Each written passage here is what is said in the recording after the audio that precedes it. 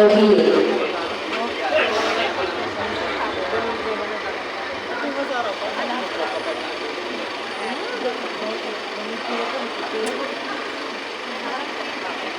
Bismillahirrahmanirrahim.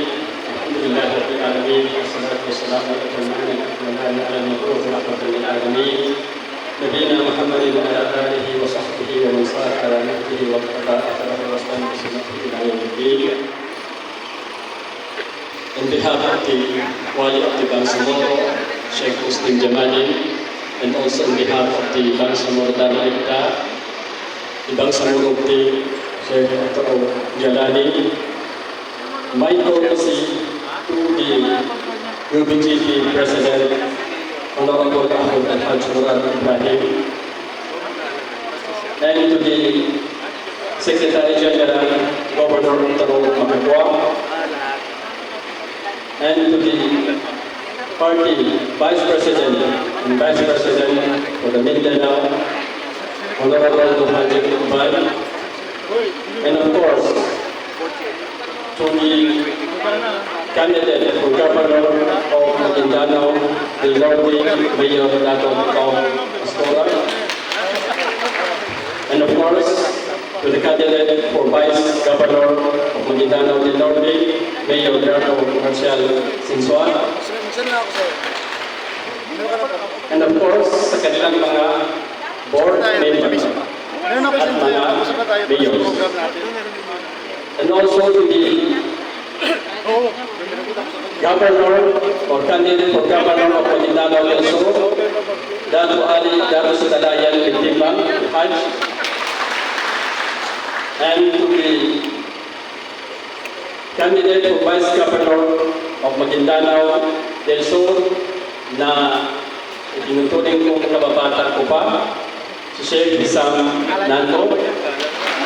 Ang tawag namin sa kanya is si Tom. And of course, to the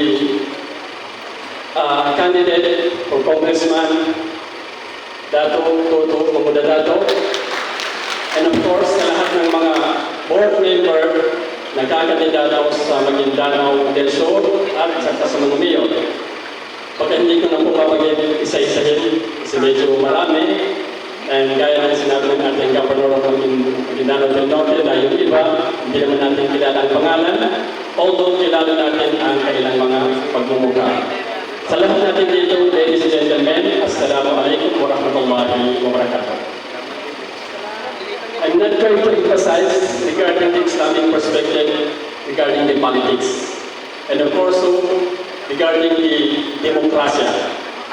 Kasi ang bagay na ito is na-emphasize na natin since tayo ay nag-assembly sa Lanao del Sur, specifically sa Puuna Mayabaw.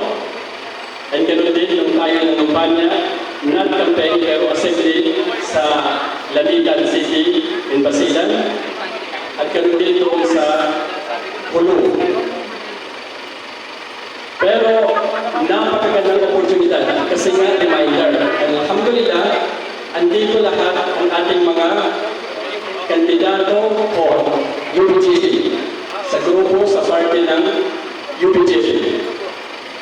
Ang paningin ng Islam between mga kandidato na ito, maging sa mayor man o di kaya sa anumang katungkulan, is parang nagkaroon ng tiwala. Tayo na mga taong bayan ang nagtitiwala sa kanila at sila naman ang ating mga pinagkakatiwalaan. So, yun ang relasyon sa pagitan ng taong bayan at saka sila ng mga kandidato natin. Ngayon, sa Islam, may tatlong kondisyon kung ang tao is pwede niyang sabihin na sa kanyang sarili is kakandidato ako.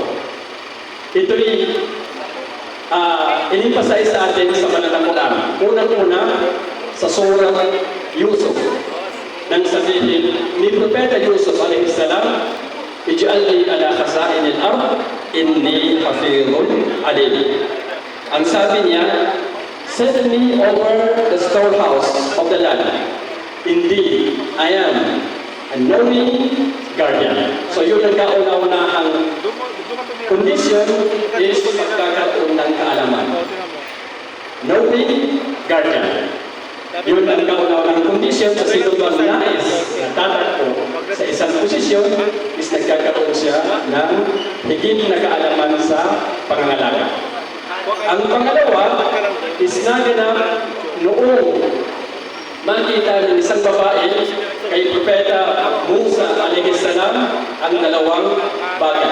Ang sabi ng babae, nang makita na kay Prophet Musa alayhi salam, Ya abati, istajirhu, inna khayra man istajarta, al-qawiyyul amin. O aking magulang, kunin mo siya na magpagtrabaho sa atin sapagkat ako ay nakikita, ako ay nakakakita na ang pinakamainam na kukunin na manggagawa is yaong may lakas, power, at saka mapagkakatiwalaan. So, bali tatlo. Knowing guardian, and then strong and trustworthy. Bali tatlo. Yan ang itatanong natin sa kung sino man na gusto natin iboto. Kung meron ba sa kanila ang tatlong bagay nito, kapag nagkakaroon at doon na ang payo sa atin ng banal na Quran. Ngayon, ang susunod dito is of course, mangangampanya tayo. Mangangampanya ang UBJP Party. Ano naman ang tingin ng Islam dito? May inilatag ang Islam tungkol sa tinatawag na pangangampanya na 9 points. We have a 9 points of platform that Islamic scholars advise the candidate. Unang-una, ang Islam kasi ay hindi pinababayaan ang lahat ng bagay, kundi nagbibigay siya ng payo. At dito, ang Islamikong payo na dapat kunin ng mga kandidato upang mapagtibay ang mga kinakailangang paraan at patakaran para sa komprehensibong pag-unlad ay maaaring nabubuo sa siyam na bagay. One point is through strategic education in curriculum, teachers, management, materials, research, invention, and implementation. So yan ang kauna-unahang dapat plataforma ng sino mang kandidato. Ang estratehikong edukasyon sa curriculum at sa mga guro sa pamamahala, material, pananaliksik, at imbensyon, kasama na rin ang implementasyon. Yun ang kauna-unahang binanggit sa atin ayon sa ating mga ilang scholar. Number 2 is to security and stability in all its meanings, ways, and means. Seguridad at katatagan sa lahat ng kahulugan nito, paraan at pamamaraan nito. Number 3 is a comprehensive security in finance, livelihood, and economy. Ang komprehensibong seguridad sa pananalapi at kabuhayan at pati na rin sa ekonomiya. Yan ang pangatlong bagay na dapat gawing plataforma ng isang kandidato. Number 4 is the strictness of the independent and fair judiciary and the urgent adjudication of cases, especially those related to corruption and corrupt influential people, to protect the comprehensive development project. Ibig sabihin, ang kahigipitan ng independensya at patas na batas. Although ito hindi pa natapos, pero sa ngayon, meron tayong nabuo na tri-justice system sa pagitan ng MIL at ng gobyerno at ang mga kababayan ng mga indigenous people. Pero all the way na sila, inshallah. So, kabilang ito sa dapat palakasin upang sa gayon, ang sinabi natin, upang maprotektahan ang komprehensibong proyektong pangkaunlaran. So, dapat magkaroon ng ganitong uri nang sa gayon, ito ay maprotektahan laban doon sa mga may kaugnayan sa katiwalian at mga tiwaling impluensang tao nang sa gayon mapangalagaan ang komprehensibong proyekto na pagkaunlaran. Number 5 is the comprehensive planning for the progress and its stages. implementation, observation, evaluation, and development. Komprehensibong pagpaplano para sa development at mga yugto nito, pagpapatupad, pagmamasid at pagsusuri at sa pagpunlan. Number 6, a policy of comprehensive cleansing the state of all types of corruption and the corrupt people regardless of their position, power, and influence. Isang patakaran ng komprehensibong paglilinis sa Estado, sa bansa, ng lahat ng uri ng katiwalian at tiwaling tao, anuman ang kanilang posisyon, kapangyarihan, at influensya. Ang pangpito is establishing a comprehensive modern infrastructure of roads, communication, transportation, electricity, public, health, and water. This is a means of progress, and without it, there is no progress. It is required by the Sharia law as a means.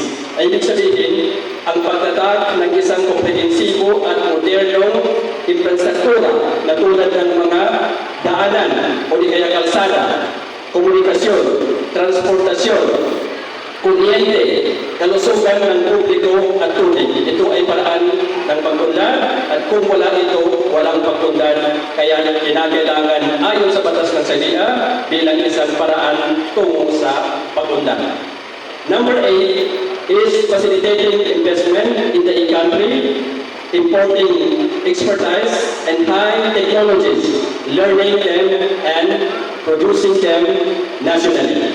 Pagpapadali ng mga pamumuhunan sa bansa, pag-import ng kalalupasan at mataas na teknolohiya, pag-aaral ng mga ito at paggawa ng mga ito sa buong bansa.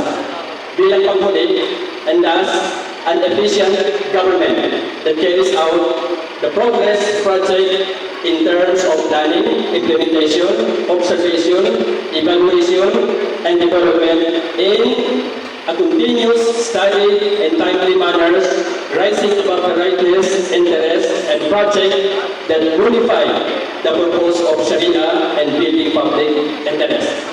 In short, ito yung panawagan sa atin na, o di kaya ito ang katawagan na moral governance, itong pangwalo. So, ngayon, pag kami mag-alala, may katibayan yan sa Banal na Quran. Ang sabi nila, ang mga programang ito ay ang pangunahing instrumento na kinakailangan upang makamit ang komprehensibong pag-unlad. Ang pangunahing prinsipyo sa batas ng Islam, ayon sa ating mga eskola, is nakadepende sa kung ano ang layunin. Kung mabuti ang layunin sa mga instrumento, nagiging mabuti din ito at nagiging ipag-uutos pa ang bagay nito. Pero kapag ito ay nagiging masama sa intensipan natin, ito ay nagiging masama na rin. So, yan ang kabuuan ng pagsasabi sa Banal na Quran nang sabihin ng kataas-taasan, alladhina in makkannahum fil ardi aqamus salah wa atawuz zakah wa amaru bil ma'ruf wa nahaw 'anil munkar. Sila, kapag sila ang namahala sa kalupaan, ano ang kanilang gagawin? Patungkol sa relihiyon, dalawa. Pagsasagawa ng sala at hindi pagkalimut doon sa ekonomiya, yun ay pagbibigay ng zakat. At mag-utos sila ng mga mabubuti at magbabawal ng mga masama. Ano na lahat? Kasi doon sa pinangin natin, kung ito'y mabubuti, yun ang gagawin, pinag-utos sa Banal na Quran, gagawin natin. Pero kapag ito naman ay masama, so ito ay pinagbabawal sa atin.